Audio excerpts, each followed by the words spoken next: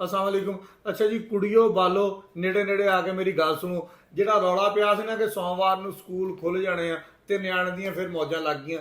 ਇੱਕ ਹਫ਼ਤੇ ਵਾਸਤੇ ਮਜ਼ੀਦ ਸਕੂਲ ਜਿਹੜੇ ਆ ਬੰਦ ਰੱਖੇ ਜਾਣਗੇ। ਉਹਦੀ ਵਜ੍ਹਾ ਹੈ ਕਿ ਠੰਡ ਬਹੁਤ ਆ। ਤੁਸੀਂ ਮੇਰੀ ਇਸ ਚਾਦਰ ਤੋਂ ਵੀ ਅੰਦਾਜ਼ਾ ਲਾ ਲਿਆ ਹੋਣਾ ਕਿ ਠੰਡ ਸ਼ਦੀਦ ਆ, ਜਿਹਦੀ ਵਜ੍ਹਾ ਤੋਂ ਨਿਆਣਿਆਂ ਦੀ ਸਿਹਤ ਦਾ ਬੜਾ ਮਸਲਾ ਵਾ।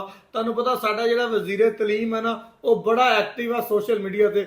ਉਹਨੇ ਐਵੇਂ ਨਹੀਂ ਇਹ ਫੈਸਲਾ ਕਰ ਲਿਆ। ਸੋਸ਼ਲ ਮੀਡੀਆ 'ਤੇ ਤੁਸੀਂ ਪਾਵਰ ਚੈੱਕ ਕਰਨਾ, ਉਹਨੇ ਜਨਾਬੇ ਲਈ ਇੱਕ ਪੂਲ ਰੱਖ ਦਿੱਤਾ ਸੋਸ਼ਲ ਮੀਡੀਆ ਤੇ ਕਿ ਸਾਰੇ ਬੰਦੇ ਵੋਟਾਂ ਪਾਓ, ਦੱਸੋ ਕਿ ਸਕੂਲ ਖੁੱਲਣੇ ਚਾਹੀਦੇ ਆ ਕਿ ਨਹੀਂ ਖੁੱਲਣੇ ਚਾਹੀਦੇ। ਜਿਨ੍ਹਾਂ ਦੇ ਨਿੱਕੇ ਨਿੱਕੇ ਨਿਆਣੇ ਬਿਮਾਰ ਸੀਗੇ ਜਾਂ ਜਿਨ੍ਹਾਂ ਨੂੰ ਆਪਣੇ ਨਿਆਣਿਆਂ ਦੇ ਬਿਮਾਰ ਹੋਣ ਦਾ ਡਰ ਸੀਗਾ, ਉਹਨਾਂ ਸਾਰਿਆਂ ਨੇ ਮੁਤਫਿਕਾ ਤੌਰ ਤੇ ਫੈਸਲਾ ਕੀਤਾ ਕਿ ਸਕੂਲਾਂ ਨੂੰ ਮਜ਼ੀਦ ਛੁੱਟੀਆਂ ਹੋਣੀਆਂ ਚਾਹੀਦੀਆਂ ਵਾ। ਫਿਰ ਜਦੋਂ ਉਹਨੂੰ ਪੂਲ ਦੇਖਿਆ ਗਿਆ, ਉਹਦੇ ਦੇਖਿਆ ਕਿ ਵੋਟ ਨਾ ਸਕੂਲ ਖੁੱਲਣ ਵਾਲਾ ਛੁੱਟੀਆਂ ਦੇਣ ਨਾਲ ਜ਼ਿਆਦਾ ਵਾ, ਉਹਨੇ ਕਿਹਾ ਜੀ ਮਜ਼ੀਦ ਇੱਕ ਹਫ਼ਤੇ ਵਾਸਤੇ ਛੁੱਟੀਆਂ ਦੇ ਦਿੱਤੀਆਂ ਜਾਣਗੀਆਂ। ਜਿਹਦੇ ਵਿੱਚ ਵਾਜ਼ਿਹ ਤੌਰ ਤੇ ਇਹ ਵੀ ਗੱਲ ਕੀਤੀ ਆ ਕਿ ਨਿਆਣਿਆਂ ਦੀ ਬਿਹਤਰੀ ਤੇ ਨਿਆਣਿਆਂ ਦੀ ਸਿਹਤ ਨੂੰ ਦੇਖਦੇ ਹੋਇਆ ਇਹ ਫੈਸਲਾ ਕੀਤਾ ਗਿਆ ਵਾ। ਤੁਸੀਂ ਯਕੀਨ ਕਰੋ ਕਿ ਜਿਨ੍ਹਾਂ ਦੇ ਨਿਆਣੇ ਬਿਮਾਰ ਸੀ ਨਾ ਠੰਡ ਦੀ ਵਜ੍ਹਾ ਤੋਂ, ਉਹ ਲੋਕੀ ਵਾਕਈ ਪਰੇਸ਼ਾਨ ਸੀ, ਔਰ ਜਿਨ੍ਹਾਂ ਦੇ ਨਹੀਂ ਬਿਮਾਰ ਸੀ ਉਹ ਵੀ ਪਰੇਸ਼ਾਨ ਸੀ ਕਿ ਸੋਮਵਾਰ ਨੂੰ ਅਗਰ ਸਕੂਲ ਖੁੱਲ ਗਏ, ਇੰਨੀ ਠੰਡ ਆ ਤੇ ਨਿਆਣੇ ਕਿੱਦਾਂ ਸਕੂਲ ਜਾਣਗੇ। ਆ ਜਿਨ੍ਹਾਂ ਕੋ ਕਾਰਾਂ ਕੂਰਾਂ ਵਾ ਉਹ ਤਾਂ ਆਪਣੇ ਨਿਆਣਿਆਂ ਨੂੰ ਸਕੂਲ ਛੱਡ ਆਣਗੇ, ਜਿਹੜੇ ਸਕੂਟਰਾਂ ਤੇ ਜਾਂਦੇ ਆ, ਜਿਹੜੇ ਪੈਦਲ ਜਾਂਦੇ ਆ।